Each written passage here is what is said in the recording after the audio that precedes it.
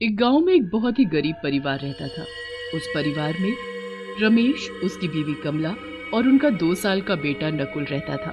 रमेश खुदाई का काम किया करता था, जिससे उसके घर का खर्च चल पाता था, पर वो इतना नहीं कमाता था कि वो और उसका परिवार एक अच्छी जिंदगी बिता सके। एक दिन जब रमेश रात को थका हारा घर आया तो आते ही कमला उससे बोली, आपको पता है ना, कल मुझे मायके जाना है, मुझे जाने से पहले कुछ पैसे दे देना। हाँ, मुझे पता है, पर आज जो कमाई हुई उससे घर का सामान ही आ गया, बल्कि थोड़े पैसे कम ही पड़ गए थे। हे भगवान, अब मैं कैसे जाऊंगी अपने घर? खाली हाथ जाना कोई अच्छा लगता है क्या? कभी भी किसी चीज की जरूरत पड़ जाए तो क्या मैं वहाँ किसी के आगे हाथ फैलाऊंगी? मैं तुम्हारी परेशानी समझ रहा हूँ, पर क्या करूँ, मैं भी मजबूर हूँ। और तुम्हें तो पता ही है कि कितनी कमाई हो पाती है और क्या ही बच पाता है। हाँ हाँ ठीक है, अब मैं क्या ही करूंगी कहीं जाकर, यही ठीक हो। कमला रोते हुए अंदर चली जाती है। रमेश को कमला के लिए बड़ा ही दुख होता है कि वो अपने मायके नहीं जा पा रही। रमेश भी उदास होकर सो जाता है। अगले दिन रमेश काम के लिए निकलता है, पर उसे कहीं कोई खुदाई का काम नहीं मिलता। रमेश निराश होकर घर आने लगता है, पर तभी पीछे से कोई उसे आवाज देता है, अरे ओ भाई, जरा सुनो तो। जी कौन? क्या आपने मुझे आवाज दी? हाँ भाई, तुमको ही बुला रहा हूँ, आओ। जी सेठ जी, बोलिए। तुम खुदाई का काम करते हो? जी सेठ जी। अच्छा, यहाँ से थोड़ी दूर पर मेरी जमीन है, वहाँ मुझे ट्यूबवेल लगवाना है। ठीक है, मैं आपका काम कर दूंगा। रमेश बड़े मन से वहाँ काम करना शुरू कर देता है। पूरा दिन वो वहाँ की झाड़ियों को हटाने का काम करता है। सारी सफाई के बाद रमेश एक जगह देखकर खुदाई शुरू कर देता है। जैसे ही रमेश खुदाई करना शुरू करता है, उसे बड़ा अजीब सा महसूस होता है, पर ज्यादा ध्यान न देते हुए खुदाई का काम फिर से शुरू कर देता है। आज तो मैंने काफी काम कर लिया, रात भी होने वाली है, पर सोच रहा हूँ थोड़ा और गड्ढा खोद कर ही घर जाऊँ। रमेश गड्ढा खोद ही रहा होता है कि अचानक उसके फावड़े से कोई चीज टकराती है।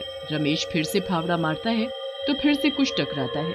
रमेश को लगता है कि ये जमीन में धंसे हुए पत्थर होंगे। जैसे वो थोड़ी मिट्टी हटाता है तो वहाँ उसे कुछ चमकता हुआ दिखता है। रमेश थोड़ी और मिट्टी हटाता है तो उसकी आंखें फटी की फटी रह जाती हैं। वहाँ तो सोना दबा होता है। रमेश जल्दी से और जमीन खोदने लगता है तो उसे वहाँ ढेर सारा सोने का खजाना मिलता है। रमेश ने तो कभी इतना सोना देखा ही नहीं होता। उसके तो हाथ पैर कांपने लगते हैं। कोई उसे देखे इससे पहले ही वो जल्दी से खजाने को उठाकर जेब में भरने लगता है, पर जैसे ही वो जेब में खजाना डालता है तभी उसे मिट्टी से धुआं आता दिखता है और फिर एक अजीब सी आवाज सुनाई देती है, रुक जाए मूर्ख आदमी, वरना मेरे हाथों मारा जाएगा। कौन है यहाँ? रमेश इधर उधर देखने लगता है कि अचानक उसके सामने भयंकर शक्ल का भूत खड़ा दिखता है। बचाओ बचाओ मुझे कोई! ये मेरी कब्र है, मैं यहीं रहता हूँ और सालों से भूखा हूँ। तूने मेरी कब्र खोदी और ऊपर से मेरा खजाना चुरा कर ले जा रहा है। तुझे तो मैं जिंदा नहीं छोड़ूंगा। नहीं नहीं भूत जी, मैं तो यहाँ किसी का काम कर रहा था, मुझे नहीं पता था यहाँ आपकी कब्र है। मैं बहुत गरीब हूँ और मेरे बीवी बच्चे कब से भूखे हैं, इसीलिए मैंने सोचा कि क्यों ना मैं ये खजाना ले जाऊं, जिससे हमारे घर के हालात सुधर सकें। इसीलिए मैंने सोचा कि क्यों ना मैं ये खजाना ले जाऊं, जिससे हमारे घर के हालात सुधर सकें। मैं तुझे ये खजाना दे सकता हूँ, पर एक शर्त पर। क्या शर्त भूत जी? अगर तुम रोज मेरे खाने के लिए कुछ लेकर आओ तो मैं तुम्हें रोज इस खजाने में से एक चीज दे दूंगा। क्या सच में? अगर ऐसा है तो जो तुम बोलोगे मैं तुम्हारे लिए वही लेकर आऊंगा। ठीक है, तो कल रात को मेरे लिए मिठाई लेकर आना, मेरा मिठाई खाने का मन है। रमेश बड़ा खुश होकर घर जाता है और अपनी पत्नी कमला को मिठाई बनाने को बोलता है। ये आपको आज क्या हो गया है? घर में खाने को नहीं है और आप मिठाई की बात कर रहे हो? ओहो, जो मैंने बोला है बस तुम वो करो। अभी मैं तुम्हें कुछ नहीं बता सकता, पर अगर तुम कल बढ़िया सी मिठाई बनाकर मुझे दे दोगी तो हमारे दिन बदल जाएंगे। मिठाई बनाने से कैसे दिन बदल सकते हैं? लगता है गरीबी ने आपको पागल कर दिया है। खैर कोई नहीं, घर में जो दूध रखा है उससे कल मैं आपको मिठाई बनाकर दे दूंगी। अगले दिन कमला मिठाई बनाकर रमेश को दे देती है। रात को रमेश मिठाई लेकर चुपके से उस भूत के पास जाता है। भूत जी आ जाओ, देखो मैं मिठाई ले आया हूँ। आखिर तुम मेरे लिए मिठाई ले ही आए। खुशबू तो बहुत ही अच्छी आ रही है। जल्दी ये मुझे दो, अब मुझसे रहा नहीं जा रहा। रमेश वो मिठाई उस भूत को दे देता है। भूत गपागप उस मिठाई को खा जाता है। वाह, ये मिठाई तो बड़ी ही स्वादिष्ट है। तुमने मुझे खुश कर दिया। ये लो सोने के कंगन। जैसा मैंने कहा था मैंने वैसा ही किया। अब कल तुम फिर से मेरे लिए यही मिठाई लेकर आना तो मैं तुम्हें और खजाना दूंगा। रमेश कंगन को हाथ में लेकर बड़ा ही खुश होता है। उसकी तो जैसे सारी समस्या ही दूर हो जाती है। भूत अपनी कब्र में वापस गायब हो जाता है और रमेश कंगन लेकर घर आ जाता है। कमला सोने के कंगन देखकर बड़ी हैरान हो जाती है। रमेश कमला को सारी बात बताता है। दोनों बड़े ही खुश होते हैं। वो अपने घर का सारा सामान लेकर आते हैं और घर की सारी परेशानी दूर हो जाती है। अब कमला रोज रमेश को दूध की मिठाई बनाकर देने लगी थी।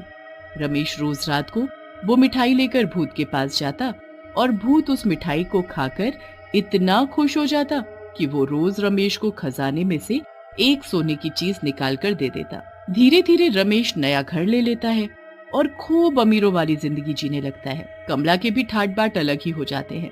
एक दिन कमला रमेश से बोलती है, क्या उस भूत के पास इतना सारा खजाना है कि वो रोज हमें देने के बाद भी खत्म नहीं होता? सोचो, अगर सारा का सारा खजाना हमें एक बार में मिल जाए तो कितना अच्छा हो। हमें तो फिर इस गांव में रहने की जरूरत नहीं, आराम से शहर में मजे की जिंदगी जिएंगे और नकुल को एक अंग्रेजी स्कूल में डाल देंगे। हाँ, ये तो है। और रोज रोज मुझे उस भूत के पास जाने की भी जरूरत नहीं पड़ेगी। पर वो भूत हमें सारा खजाना एक बार में नहीं देगा। अरे कोई तो तरीका होगा, मुझे आज तुम सोचने दो, फिर मैं ही कुछ करती हूँ। कमला और रमेश के मन में लालच आ जाता है। अब दोनों सारा खजाना उस भूत से एक बार में लेने के बारे में सोचते हैं। कमला दूसरे गांव में एक तांत्रिक के पास जाती है और उसके पास जाकर झूठ मूठ कर रोने लगती है। बाबा मेरी मदद करो, बाबा मेरे घर में एक भूत का वास है जो रोज हमसे मिठाई मांगता है। अब हम क्या करें बाबा? आप ही ऐसा कुछ उपाय बताओ जिससे हम उस भूत को खत्म कर सके। मैं तुम्हें एक फबूत पढ़कर देता हूँ। तुम उस फबूत को मिठाई में मिलाकर उस भूत को खिला देना। मिठाई खाते ही वो भूत भस्म हो जाएगा। कमला उस तांत्रिक से भभूत लेकर घर आ जाती है और मिठाई में मिलाकर रमेश को दे देती है। अब इस मिठाई को खाते ही वो भूत भस्म हो जाएगा। रमेश मिठाई लेकर भूत के पास जाता है। आ गए तुम मिठाई लेकर। मैं कब से तुम्हारा इंतजार कर रहा था। आज तुमने आने में बहुत ही देर लगा दी। जी, बस वो आज मिठाई को ज्यादा स्वादिष्ट बनाने में मेरी बीवी ने कुछ ज्यादा ही देर लगा दी। चलो कोई बात नहीं, तुम मुझे मिठाई दो बस। भूत रमेश के हाथ से मिठाई लेकर खाने लगता है। मिठाई खाने के बाद ही भूत का शरीर आग की तरह जलने लगता है। ये तुमने मुझे क्या खिला दिया? क्या था इस मिठाई में? मेरा शरीर क्यों जल रहा है? मैं रोज रोज तुम्हारे लिए मिठाई लाकर थक गया था, इसीलिए आज मैंने तुम्हारा अंत ही कर दिया। अब ये सारा खजाना लेकर हम शहर जाकर मजे में रहेंगे। भूत तड़प तड़प कर जलकर भस्म हो जाता है। रमेश जल्दी से सारा खजाना एक पोटली में बांधकर घर पहुंचता है। रमेश पोटली को खोलता है तो उसके पैरों तले जमीन ही खिसक जाती है। पोटली में मिट्टी और कंकड़ पत्थर के अलावा कुछ भी नहीं होता। हे भगवान, हम तो लुट गए, सब बर्बाद हो गया।